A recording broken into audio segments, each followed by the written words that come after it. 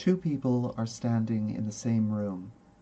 Inside the room, a beam of light comes through the window, strikes a prism, and refracts into a pattern on the opposite wall. Both people witness the same phenomena, the same complex forms in the room, and those forms' interactions with one another. But the two people disagree as to what exactly they are seeing. Person A believes that the prism is incidental and plays no part in the pattern the light takes on the wall. Person B believes the window is incidental, that the light originates purely from the prism. Both suggest their conclusion to the other, and are thought mad by one another. Here are two people who have shared an experience but come to different conclusions as a result. They have different interpretations of an event based on what they regard as true or false in relation to it. They may agree that one another's observations are of existent things, but then deny any lasting correlation between those things. Just because things happen at the same time does not mean that they are connected. Or, if these people are feeling particularly skeptical, they may deny the phenomena themselves, stating that there is no way to be sure they weren't hallucinating unless those phenomena can be reproduced under controlled conditions. In deductive reasoning, any single pattern of statements leading to a conclusion is regarded as an interpretation. Because deductive logic is largely ambivalent to the truth or falsehood of an argument, it tends to consider all possible interpretations simultaneously in order to derive further patterns that emerge from statements, such as equivalency or contradiction. This task can be performed by tabulating statements and every possible combination of each statement's effect. Any interpretation begins with a list of statements, divided into discrete observations of possible states, or premises, and ends with any combination of those states into equivalent information, which are called conclusions. Then, the most basic terms in the table are assigned values in every possible combination in which they may be true or false. This can refer to literal truth, as in whether the term actually exists, or it can refer to correlation, as in whether at the precise time an observation was made, the subject of the term was present. Once every set of basic terms has an interpretation, I can move on to calculate whether more advanced statements are true or false in that interpretation, and finally I can move on to any conclusion and do the same. This strange activity has the purpose of examining the grammar of certain statements to see whether or not the relations between the terms, the underlying structure connecting them, has any of a number of properties that defy existential truths or otherwise affront reason. One of these patterns, probably the most important in deductive logic, is the counterexample. This is an interpretation in which the premises are all true, but the conclusion is false. What a counterexample suggests is that the information given in the conclusion is not actually contained within the premises, that if it is not simply being plucked from the air, it has other unlisted causes. It is only possible for a counterexample to occur when the connective relations between the terms betray certain categorical rules. The appearance of a single counterexample among a group of interpretations is enough to invalidate all of them, seeing as all other interpretations share common connectives, and these are what permit a counterexample's error. Another important idea which applies to interpretations but not specifically to arguments is consistency.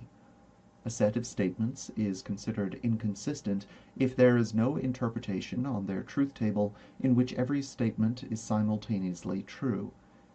This means that it is impossible for all the statements to be correct at the same time.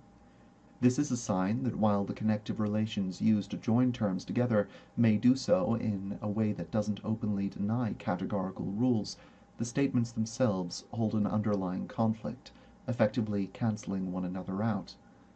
When they do, it is something different from a contradiction, a state in which every conclusion reached on a truth table is false, which is a weird meta-result of expressing a denial of a categorical rule in the form of a statement, rather than through the connectives themselves. Its opposite is a tautology, in which every conclusion is true, and one is achieved simply by stating a categorical rule upon which the encompassing system depends. These are all aspects of interpretation, and while Organon's discussion of interpretations looks at some of this, many of the more exciting discoveries implied by the work would only be reached long after Aristotle's time. But the basic idea of what interpretation is rooted in the Lyceum. With a set of terms, an embodying framework of connectives between them can be used to express different relationships, some of which are logically equivalent, no matter how two statements may at first appear. There is a wellspring of information which can be learned from even the most limited observations of the world around us, and it largely depends on a person's willingness toward mental exertion to determine how much of this data they are aware of. Because observers do not exert their attentions equally, it is common for the same stimulus to inspire drastically different conclusions. For example, a person does not need to observe more than a triangle in order to expand upon that premise and conclude the existential truth of the entire field of trigonometry. But many are content with finding a single interpretation and resting on it. They look and just see a triangle. The truth tends to come closer in reach only by generating as many interpretations as are possible with a set of given terms, and by applying observation to them. Dismiss each interpretation in turn until only a single possibility remains. This is the root of falsification, which now stands at the forefront of the modern scientific method. There is perhaps no clearer example of what the intellectual examination of a limited set of observations can achieve than what can be found in the field of mathematics. Maths takes very simple observations made on the nature of reality, that there are sequences, quantities, and opposites, and it makes deductions from this information by exploring all the abstract truths implied by these observations. This does not mean that a study of mathematics gives an automatic understanding of physics. It's important to remember that the connectives and relations used by us, and, or, all, some, no, if, then, are all paraphrased ideas of the connectives present in the physical world, really our best guess of how complex forms interact. More bizarre modes of mathematics may investigate purely theoretical relations which aren't based on real articles, just as in language we can invent connective modes along the lines of spirituality and luck, which state a connection with no explicitly induced definitions. Further, a mathematical pattern tells us very little about what terms need to be inserted into it for it to be placed in the real world. It often takes a considerable amount of observation before a physical pattern can be matched to an abstract one. The fact that mathematics is an ongoing exploration should give some clue as to how much can be deduced from even relatively few premises. Every time a new term is introduced, the number of interpretations on a truth table doubles. When you are dealing with dozens or even hundreds of terms, the difficulty of working through the raw data that results can consume human lifetimes. For all this, deduction never brings an observer into contact with information which is not already contained within the original premises. Which is to say, deductions can make information more palatable, even more comprehensible, but it never exposes its user to more complex forms, or determines which relations and categories are real. It provides what I consider information from within a single context. A person can strive to make sense of whatever data they have on hand, and in doing so increase their chances of acting appropriately to that data in a way that achieves their goals. Seeking the best possible position within context is one definition of rationality. But as a caution, deducing the most from a contextually limited number of premises would not necessarily give me the clearest sense of what is best in the context of a larger, more complex world. No more than mastering two-dimensional physics would fully prepare me for survival in a four-dimensional reality. Ignoring that the rules have changed would be detrimental, if anything. Determining which interpretation is correct out of four distinct possibilities is no mastery when there are actually 8 possibilities to consider. In ancient Greece, very few of these ideas were ever placed into a coherent methodology. The Organon, in its punishing way, painstakingly goes through basic ideas of grade school grammar, defining the numerous codes of language and how to apply them to truth and falsehood. This is necessary. Grade school grammar, far from being something reprehensible, is a way to express complex relations between terms in plain language, and exposure to it can give us something of an instinct for logical forms. The most translatable portions of Organon's interpretation do have important principles to the foundation of logical reasoning, many of which would only publicly be recognized as the work of later philosophers. It is established here that abstracts should never, ever, ever be regarded as true or false prior to being confirmed through actual observation of a categorical species. In part, this is because it denies an external adjudication between fact and fancy, but we also know it to be important because it affects where people look for information and what they choose to see in order to keep their sense of reality consistent. States of existence which are neither true nor false are brought together under one heading as possibilities. On interpretation also expands upon the ideas of contradiction and opposition outlined in prior analytics. The law of contradiction is namely the basis which allows us to even consider things as true or false. It states that a thing either is or isn't, exists or does not, or, as it would later reach its popular epitome of expression in English, whether an entity is to be or not to be. Both of these states can never be true simultaneously. Contradiction presents the notion that to seek something is not to have it. A phrase so simple as becoming free indicates that the subject is currently not free, from which it can easily be deduced that pursuing happiness is little more than a permutation of misery. However, the law of opposition is subtly different.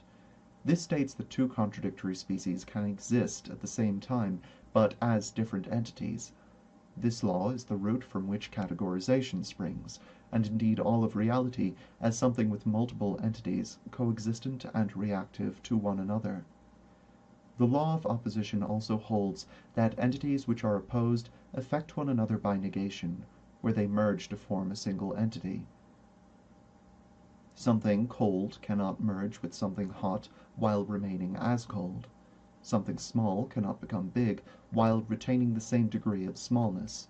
Basically, everything affects everything else. Another important aspect of interpretation is the difference presented in logic by the notions all, no, and some. These present themselves on the genus level of categorization. All species of a genus share an abstract in common. No species of that genus move across a differentiate on that genus level. As such, all and no are statements which, when applied to the same term directly, contradict one another. Some is a little different. In logic, it has a much more exact use than in lay parlance. If some species of a genus share an abstract in common, then the only thing that is deduced is that at least one species of a genus share an abstract in common. It may also be true that all species of a genus share that abstract in common. As an example, this bowl contains some apples. However, it is also true in this case that the bowl contains all of the apples. Some, in propositional logic, means that there is at least one observable instance of a thing being true, which is a sufficient condition for the truth of its abstract genuses. All, however, means that every observable instance of a thing is true to that genus, and is thus a necessary condition for the particular structure of the category to hold its current form. English is not an infallible language.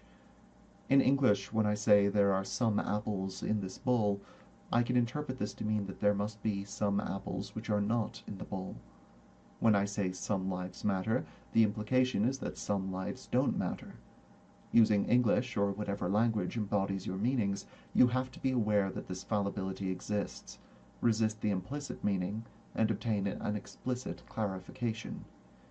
Deductive logic takes a very cautious approach to describing reality. Some things in one group doesn't really tell you more than that the group exists. In logic, some lives matter only implies that in the category of things that matter, there is a species called lives.